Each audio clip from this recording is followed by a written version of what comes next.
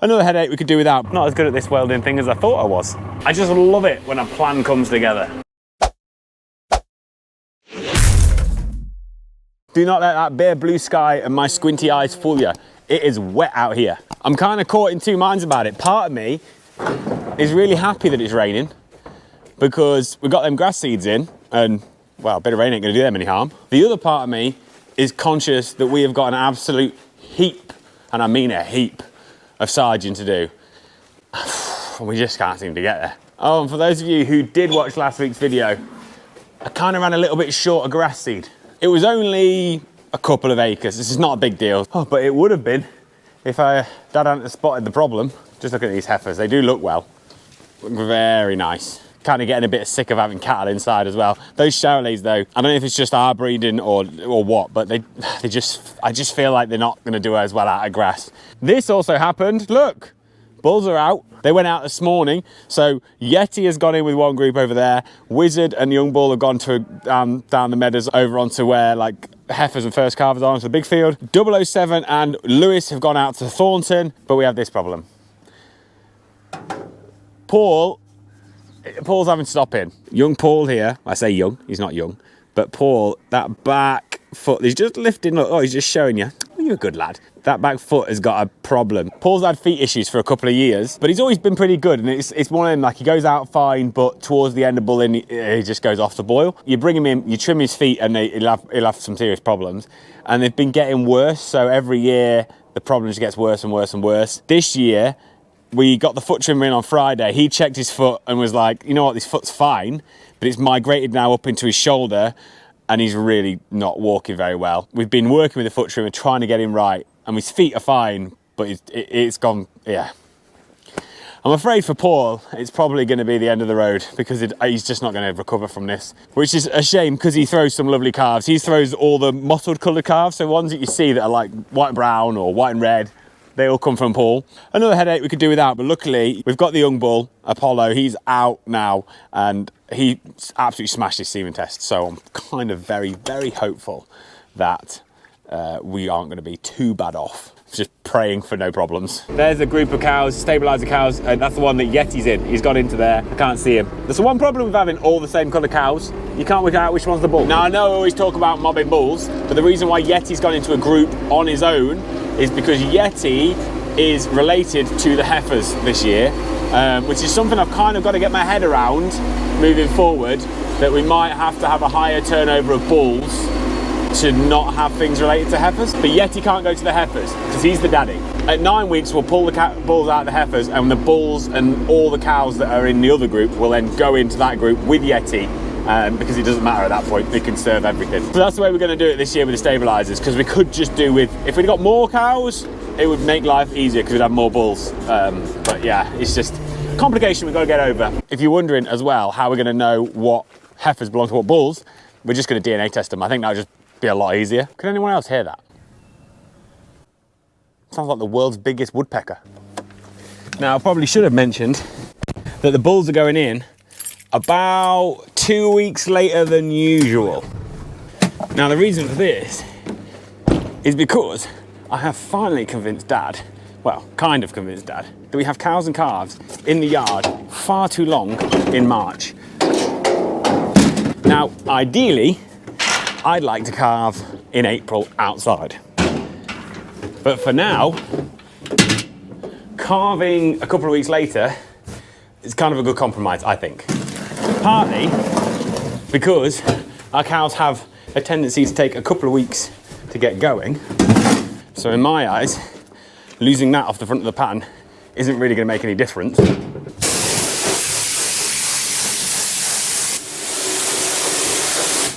But also, I think we'll have less chance of navel issues, which we don't suffer with really, but it's just another problem.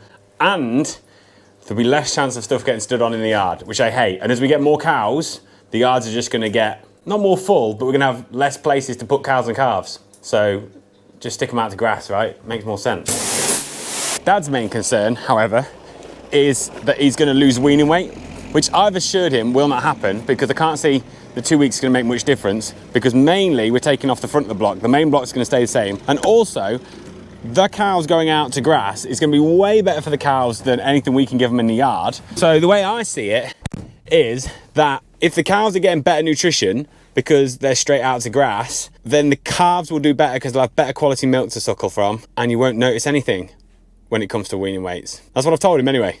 So I best be right. Who wants to go and mow a bit of grass? Taking a bit of a wild punt. Oh my God, this is so wet. Should have definitely left my leggings on. We're going to try and take a bit more deferred grass. So this is the last load of deferred grass that we did. There's another patch there. We've got loads that we want to drop because there's that bit of deferred grass and there's another bit.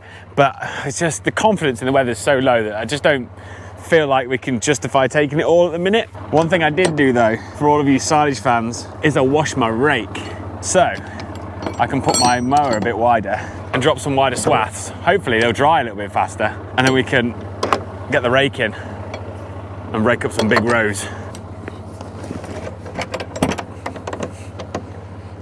The thinking is that this deferred grass is not so thick, so it should dry a little bit faster because we haven't got the weather to be able to take the big cuts, because the big cuts are going to just need a lot more drying. But this deferred grass is thinner, so in theory it should dry faster. We should be able to get it up and baled before it rains.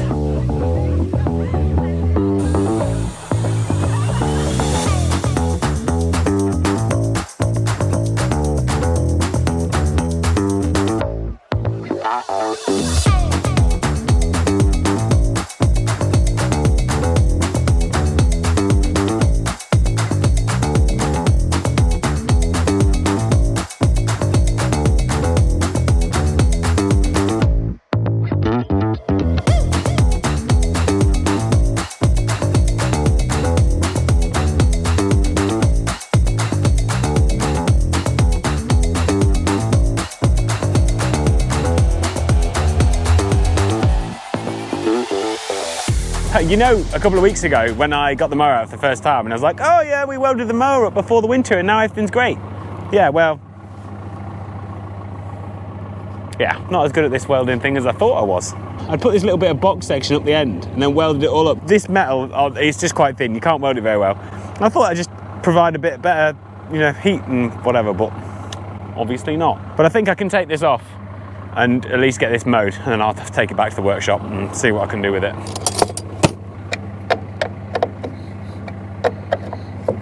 Oh, that really hurt. Oh, just whacked my knuckle right on that bolt head. Oh, the joys of farming. Chuck you over there, out of the way so I don't run it over. Actually, I'll show you this while I'm thinking about it, while I'm out.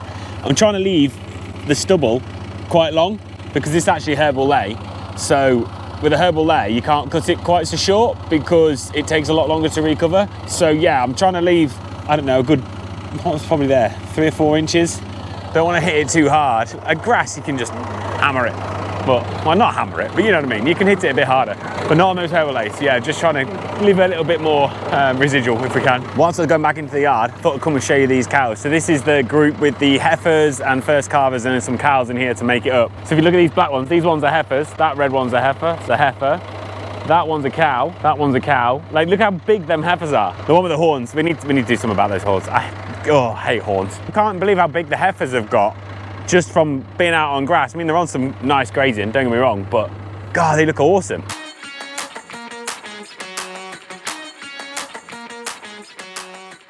As I mentioned earlier in the video, so these heifers, we're just gonna give them like 9 weeks with the bull. I wanna go down to 6. Not convinced out of that one yet. Then we'll leave the heifers get pulled out. The rest of them will all then go in with the other mob of cows, and the bulls and that will all go in there together, and they can have to sweep up between each other. The dog, look at the dog. I mean, how unhappy do you want to look? Got a confession to make. Decided not to fix the mower because we didn't need to fix the mower. It actually works completely fine without. Instead, we thought it would be a good idea to go and mow a bit more deferred grass. The trouble with deferred grass is, if you don't mow it, you can't bring it back into rotation.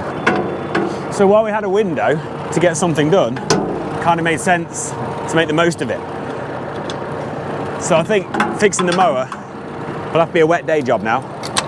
But it has dried up a little bit.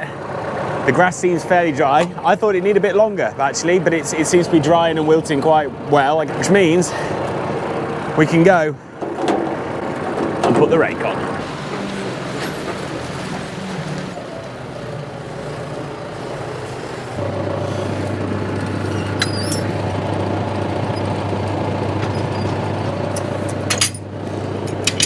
That one and that one. That one goes in there. There's two over there. Lights in.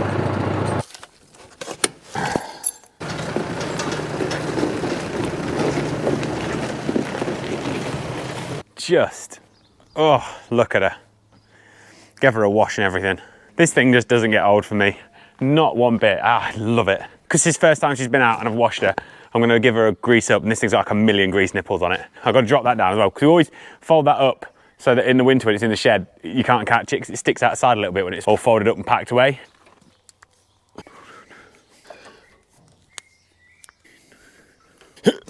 Got my foot caught in that, I'm getting so old. Miraculously, managed to do a whole machine and not run out of grease. Have you seen this? We've got two resident ducks. I'm guessing they're nesting super close to the yard somewhere, but I don't know where, because they're just around all the time. Right, Dad's chasing up right behind with the baler. We haven't got a huge amount of time before it's supposed to rain. Again, I honestly thought this climate change thing was supposed to make things hotter and drier, but that doesn't seem to be happening. Maybe we're not doing climate change anymore. When I said he was chasing me, I meant it.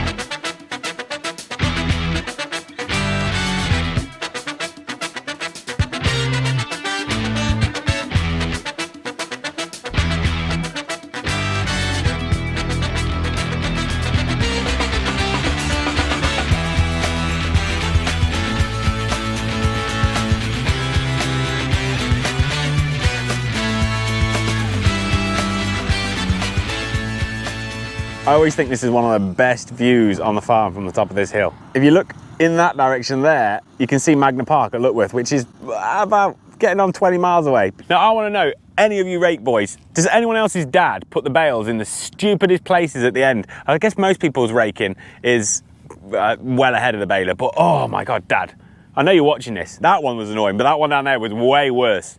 And I can tell you what, I'd have been in some serious trouble if I'd hit it as well. Let's have a look at this grass.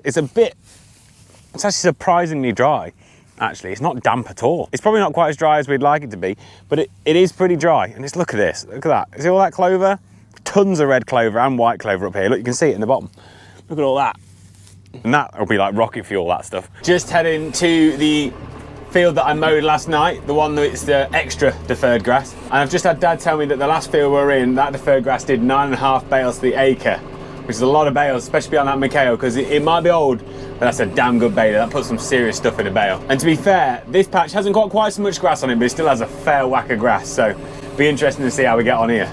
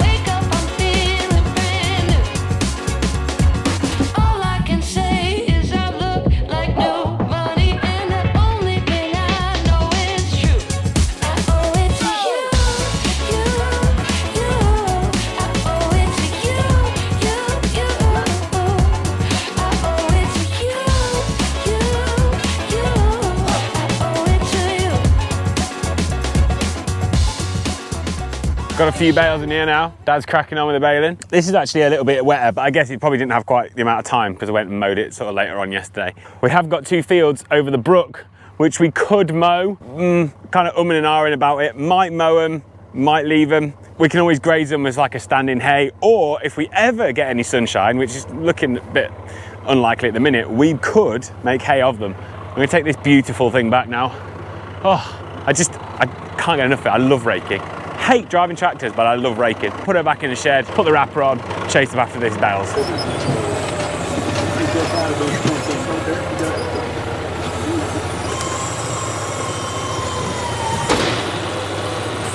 Right, you might remember that we're having a bit of rapid trouble.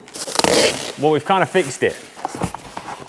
Well, we think we have anyway. We had a look under here and you see this motor there, that motor had come loose, and what it was doing is it drives this chain which sits inside of here. And the cog at the other end was just letting the chain go slack, so when you got some tension on it, it jumped the chain. Now, if I can find it, it's back here somewhere, but there is a, oh, you can't see it, it's just down there, because the bed's tipped up, you can't see it. But there is a threaded bar with a nut on the end, which keeps the tension on that motor. And then there's also 4 bolts. 3 of the bolts had fell out. That tension had gone slack and the whole thing had just kind of loosened off. We got some new bolts, tightened them up, put the tension back on that back threaded bar. Job's a good one. Hopefully now it should work. We haven't actually tried it though, so this is the first chance. It's spun fine in the yard, but we'll stick a bail on and see what happens.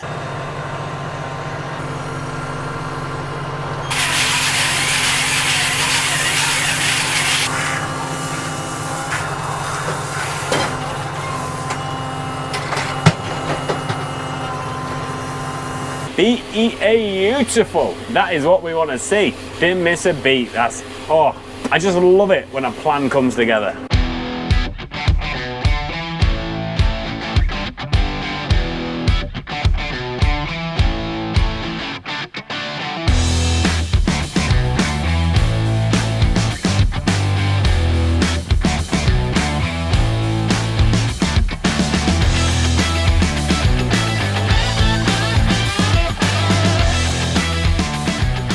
Right, I've got a lot of bales to chase up after and very little time to do it. So whatever you get up to this weekend, I hope you have a great one. Look after yourselves. I think it's probably going to rain. It's probably going to rain. It rains every day right now, so it's the safest bet. No matter what the weather is, have a great one. Look after yourselves, and I'll see you on the flip side. Ta-da!